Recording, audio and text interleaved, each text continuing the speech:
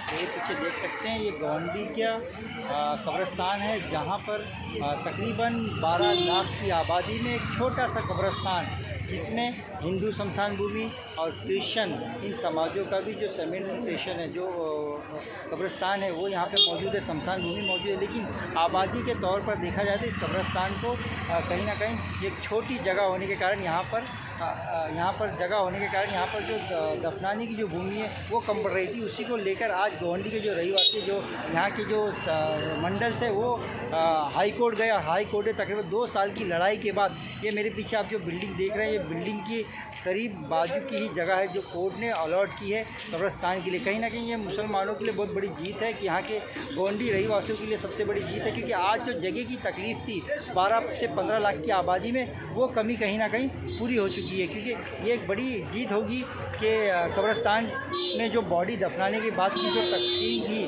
कहीं ना कहीं बॉडी गल नहीं पाती, तो कब्रिस्तान छोटा होने के कारण यहाँ पर बहुत जद्दोजहद करना पड़ता था यहाँ के लोगों के लिए। और यहाँ के लोगों ने इस तरीके का एक निर्णय लिया और उस निर्णय को हाई कोर्ट में पिटीशन करने के बाद आज ये जीत हासिल। आइए हम बात करते हैं जो कमेटी मेंबर से और जो एडवोकेट ने इसकी लड़ाई लड़ी, उनसे हम बात करें किस तरीके से ये जीत हासिल की है। सर, आज की प्रेस कॉन्फ्रेंस रखी गई है, क्या खास बात है, क्या कहना चाहिए? अस्सलाम वालेकुम। आज की जो प्रेस कॉन्फ्रेंस रखी गई है उसका मकसद है कि गोंडी वासियों को खुशखबरी देना, और खुशखबरी इस बात की है कि जो 3 साल से लंबी लड़ाई चल रही थी एडिशनल कब्रिस्तान से रिलेटेड, आज वो दिन आ गया है। माननीय उच्च न्यायालय ने 8 तारीख को 8 नवंबर और 10 नवंबर के ऑर्डर के मुताबिक देवनार कब्रिस्तान से सटी हुई जो जगह थी जिसकी लड़ाई चल रही थी, 5242 स्क्वायर मीटर, ये तकरीबन 57,000 स्क्वायर फीट जगह कब्रिस्तान के लिए दे दी गई है, और ये कब्रिस्तान गोंडी के लिए दिया गया है। और यही खुशखबरी देने के लिए, और कब्रिस्तान के मामले में क्या प्रोग्रेस हुआ है, बॉम्बे हाई कोर्ट ने क्या फ़ैसला दिया है, इस सिलसिले में ये प्रेस कॉन्फ्रेंस रखी गई है। तो मैं आप लोग ये आपको बता दूं कि सन 2019 से ये मामला चला, और सन 2019 के बाद एक PIL फाइल की गई, दूसरी PIL फाइल की गई 2022 को। फिर उसके बाद में ये फ़ैसला बहुत ही महत्वपूर्ण फ़ैसला है गोंडी वासियों के लिए कब्रिस्तान के सिलसिले में, और कब्रिस्तान का अलॉटमेंट 5242 स्क्वायर मीटर। मैं दोहराना चाहूँगा, ये लेफ़्ट साइड में जो ज़मीन है देवनार कब्रिस्तान से सटी हुई जो जगह है।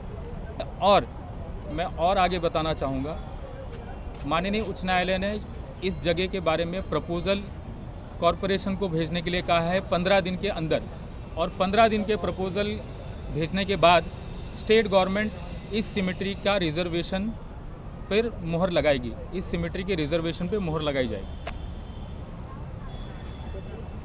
एक बात ये बताइए जी, ये जो कब्रिस्तान वगैरह में जैसे मिट्टी से लेकर के आप बता रहे हैं ना, सब चीज़ा है, आगे चल के आपकी जो कमेटी है उस पर ट्रांसपेरेंसी बरतेगी ताकि ऐसी समस्या भविष्य में न खड़ी हो।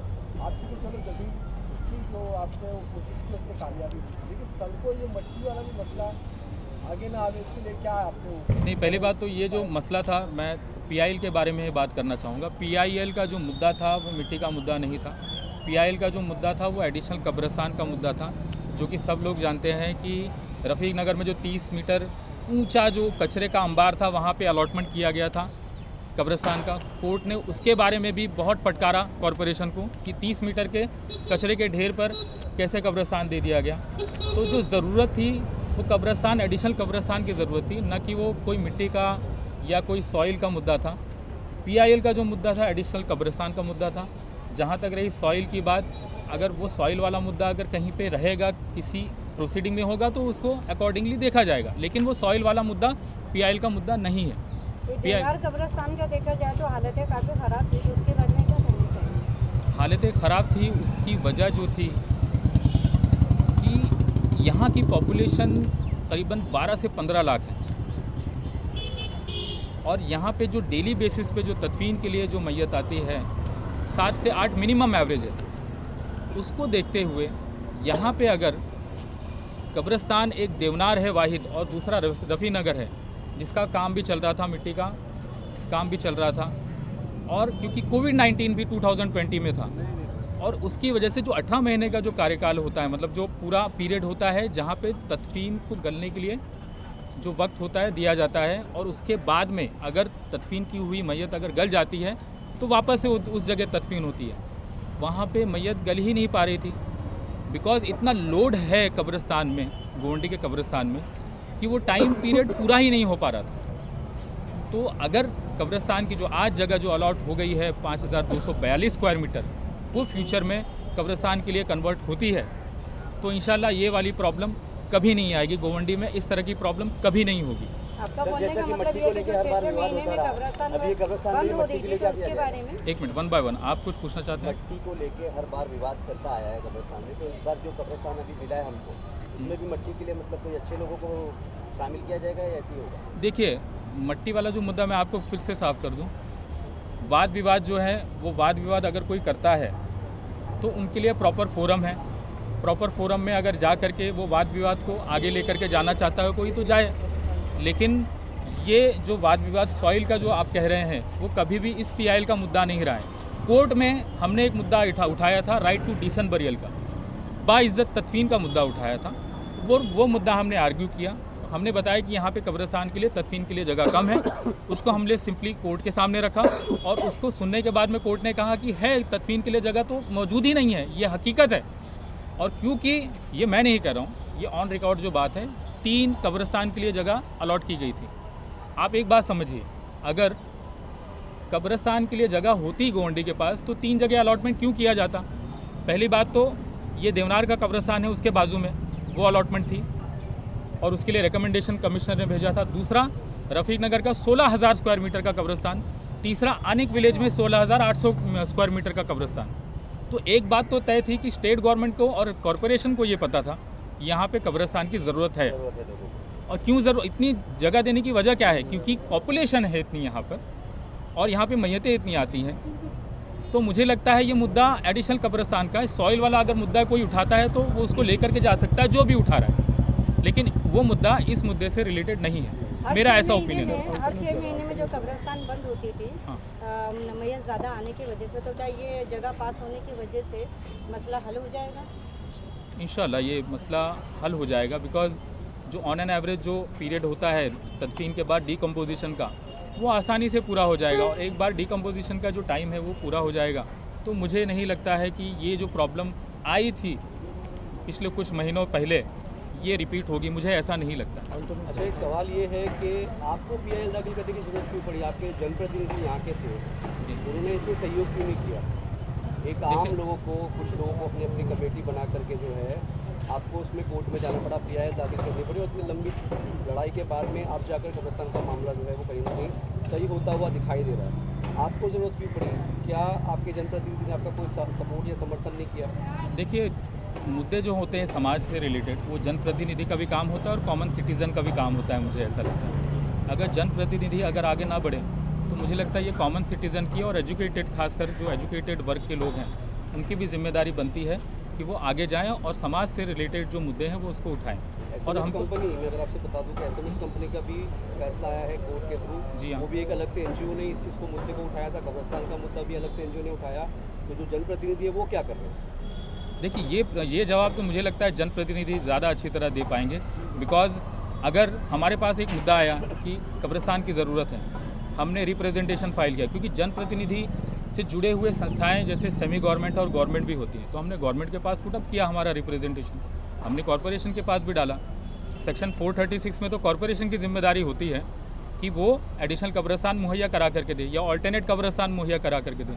लेकिन जब हमारी सुनवाई नहीं हुई तो हमने एक PIL फाइल की, उसके बाद उस पर भी फैसला कॉरपोरेशन ने पूरी तरह हमारे हक में नहीं दिया, तो हमने दूसरी भी PIL फाइल की, और उसी PIL का आज जो नतीजा है वो ऑर्डर है कोर्ट का।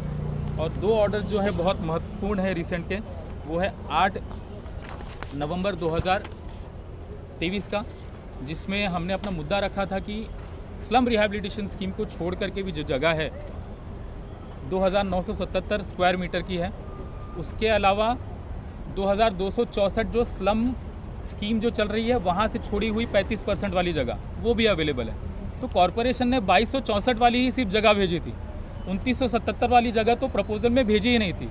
तो हमने अपना रिसर्च किया, हमने बाकायदा चार्ट रेडी किया। चार्ट रेडी करने के बाद में हमने बताया माननीय उच्च न्यायालय को कि देखिए यहाँ पे 2977 वाली जगह भी है जो सिमेट्री के लिए रिजर्व थी, जो स्टेट गवर्नमेंट ने डिलीट कर दी थी। तो आज ये भी जगह अवेलेबल है, वो भी आप दीजिए।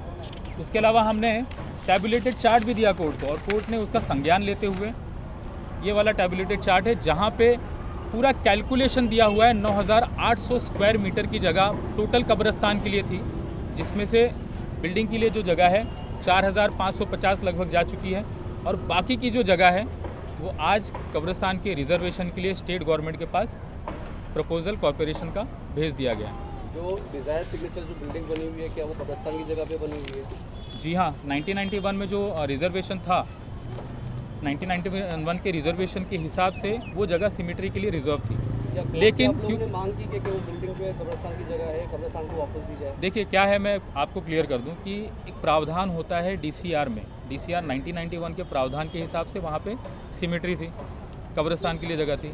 लेकिन उसी के एक प्रावधान के हिसाब से अगर कोई जगह पर जहाँ पे रिजर्वेशन है वहाँ पे अगर कोई स्लम आ जाता है, तो स्लम आने के बाद में वहाँ पे स्लम स्कीम या झोपड़पट्टी वासियों को रिहैबिलिटेट करके बिल्डिंग बनाई जा सकती है, और 65% जगह उस जगह पे बिल्डिंग के लिए ली जा सकती है, और 35% जगह सिमेट्री के लिए या जो भी ओपन रिजर्वेशन है, गार्डन है, उसके लिए छोड़ा जाना चाहिए। ऐसा प्रावधान है, क्योंकि हमको ये पता था कि यहाँ पे रिजर्वेशन हो चुका है, लेकिन इस पे बिल्डिंग का प्रपोजल भी जा चुका है। अगर हम वो लड़ाई लड़ते तो शायद आज जो कब्रिस्तान हमको लेने वाली जो बात थी, जद्दोजहद थी, वो ना पूरी हो पाती, क्योंकि कानून में प्रावधान है कि स्लम स्कीम या बिल्डिंग बनाई जा सकती है अगर वहाँ पे झोपड़पट्टी वासी आ गए हैं। ये कानून में प्रावधान है, और हमारे पास वो प्रावधान की कॉपी भी है जो हमने कोर्ट को भी बताया था पिछली बार। इसीलिए हम बिल्डिंग वाली जो जगह है उसके पीछे ना पड़ते हुए जो बाकी की जो जगह है 55% लगभग जो जगह आज मिली है 5300 स्क्वायर मीटर, उस पर हमने ज़्यादा जोर दिया। और अल्लाह के फजलो करम से आज हमको तमाम गोवंडी वासियों को इस पे कामयाबी मिली। हमारी टीम ने काफ़ी मेहनत की इस पे, और मेहनत के बाद में काफ़ी कशमकश रही और काफ़ी जद्दोजहद रही। उसके बाद में आज 3 से 4 साल बाद ये हमको कामयाबी नसीब हुई है, और ये फ़ायदा सभी गोवंडी वासियों के लिए है, सभी के लिए।